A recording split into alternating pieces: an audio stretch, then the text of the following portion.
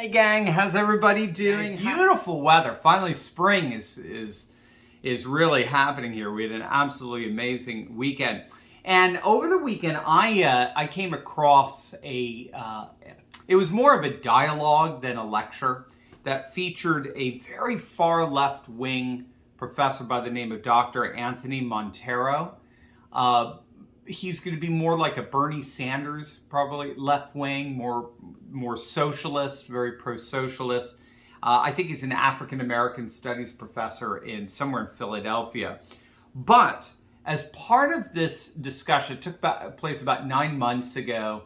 As part of this discussion, it was an international forum, particularly on India and China relations, and he was a panelist talking about this new world that's rising, this civilizationalist world, nationalist, populist world, all that sort of stuff. And he was a participant in that. And I got to be honest with you, my ideological biases, when they introduced him and that he was gonna, he's gonna give just a 5-minute little response to these larger dialogue between an ambassador from India and Jiang Weiwei, who's one of the premier scholars of China. I mean, I was driving when this was going on. I was like, oh, I'm too lazy to fast forward. I thought it was just going to be the old, tired left-wing talking points. I was utterly gobsmacked. I was blown away at his presentation. And I want to share some of it with you. I took notes. I got back home and took notes just last night. And I think it underscores how powerfully united the populist right and the populist left are when it comes to some fundamentals. Now, obviously, when we come to power, we're going to kind of drift off. The left will go with Sanders. We're going to go with Trump, that kind of thing. But at least in terms of the critique of the permanent political class and globalism and the establishment. I mean, listen to this guy. You would think this was Steve Bannon or Trump himself or even Turley. And maybe that's why it was resonating with me. He was saying things that, we've been talking about now for years. He said a growing number of the American people are recognizing that our ruling elite serves its own interests and not the interests of the American people. The discontent is so palpable and so deep and so profound that many are saying that we haven't seen this kind of division in our nation since the Civil War of 1861 1865. And this crisis might even go beyond that. The divide between the elite and the American people is deeper perhaps than in any other modern country in the world. I thought that was fascinating. The divide between the elite and the people is deeper in America, or wider perhaps, than in any other modern country in the world. Another way to say this, the political crisis faced by the ruling elite of the United States exceeds the political crises that exist anywhere else in the world. This is the country whose ruling class claims to govern democratically, but the people no longer believe it. The transition from what in essence is an authoritarianism clothed in language of democracy, quite an irony I have to say, makes you laugh, democratic authoritarianism with a practice of electoral democracy or procedural democracy, most times very corrupt, together with this vast propaganda machinery of the American media that says to the American people, don't believe what you experience, believe what we in the legacy media are telling you. All of this is coming together to forge what he's calling a crisis of legitimacy, right? And we've talked about this over and over again. Max Weber, sociologist, turn of the 20th century, argued that legitimacy is the basic orientation the state has to have in order to carry out the modern state, in order to carry out its role as monopolist of force and violence. So we do nowadays, right? But ideally, the nation state worked in the sense of you don't have to worry about creating your own private militia to protect your neighborhood, okay? You don't have to worry about creating militias to protect your southern border. You don't have to worry about forging your own law courts to try and convict wrongdoers. We, the state, will take care of all of that for you.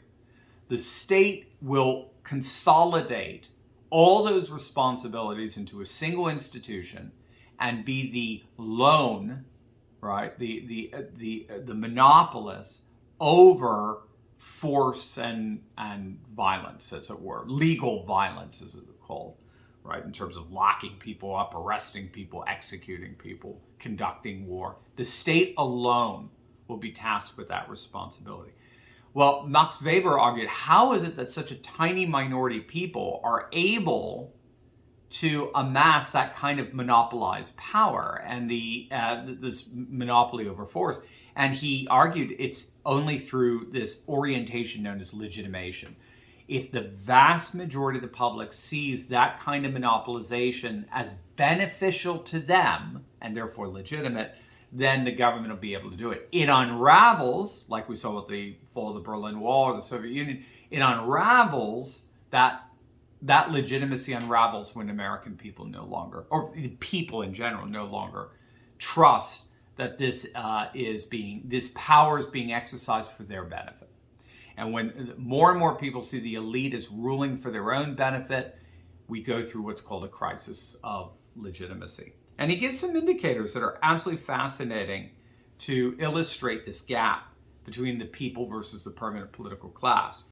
But first, for you patriot business owners out there, you've got to meet my good friend Josh Zaglowski, co-founder of ERC Specialist. He's got an amazing payroll protection company exclusively dedicated to understanding and maximizing what's called the CARES Act Employee Retention Credit. So if you're a small business owner looking to get up to $26,000 per employee back from bumbling Biden, click on that link in the description below to see if you qualify today. It's an absolutely amazing opportunity. For example, and again, I have to recant, I rolled my eyes when the camera went on him. I said, oh boy, here we go. Let's talk about how racist America is. Listen to this. This is again coming from this professor. The American people today are far less racist than they were 50 years ago. The Black Freedom Movement, Civil Rights Movement, this great human rights project did indeed affect the consciousness and still affects the consciousness in an evolving and maturing way, the American people.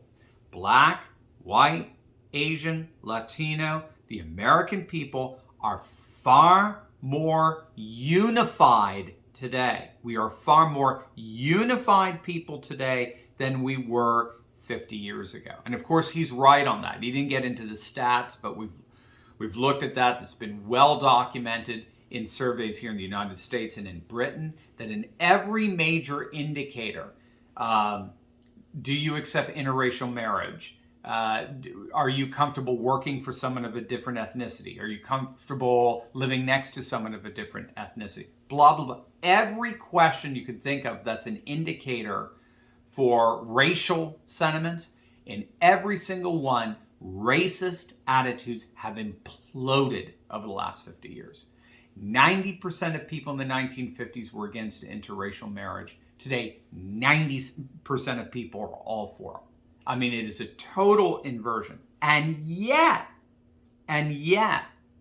our governing elite are more obsessed with race than ever. Our governing elite use race more than ever to divide us. We have a whole new group of segregationists today, for heaven's sakes. My video later on today is going to be on the CNN digital blackface controversy. Make sure you check that out. The other thing, the American people today more anti-war than they were even at the height of the anti-Vietnam War movement. And he repeats that. The American people are less predisposed to war and war propaganda today than we were at the height of the struggle against the war in Vietnam. And of course, this is at the same time that our governing elite are beating the war drums more now than ever. They want to go to war with Russia. They want to go to war with China. They want to go to war with Iran. It's utterly insane. Absolutely insane.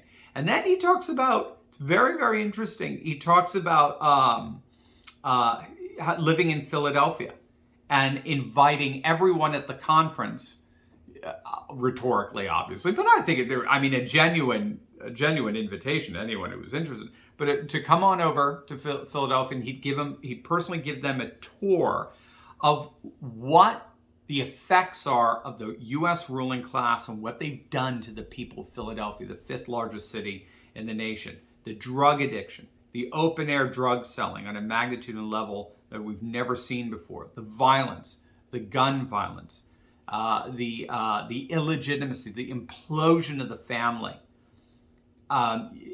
This, while at the same time, the ruling elite of Philadelphia continues to build tall skyscrapers in the center of the city, where homelessness is widespread, drug addiction is widespread, anxiety and fear of violence is widespread. The ruling class of this country does not even become embarrassed at this and does not even pretend to want to serve the people. There's no social contract, no obligation on the part of the government of the ruling elite to deliver and serve the people. There's hardly a public education system that we could call such. Most students, 46% of all students in Philadelphia's public schools drop out before they graduate from high school, and most who graduate are functionally illiterate. They can barely count, they can barely read. So, in effect, what he's saying is that the gap between the people and the permanent political class is so wide on so many different indicators that the people are eventually going to rise up. Now, he's coming from the left, but he's seeing the exact same thing we talk about constantly on this channel. This gap, this divide between the people versus the permanent political class is the new politics. It's not left versus right per se, because left and right can sound exactly the same. It's not left versus right. It's not liberal versus conservative per se. It's the people versus the permanent political class that rule in accordance with their own values, interests, and concerns at the expense of the values and interests and concerns of the people. And here you have a left-winger, a hardcore left-winger, who is seeing the exact same thing. It was really, I thought, very, very insightful. So there you go. So God bless, guys.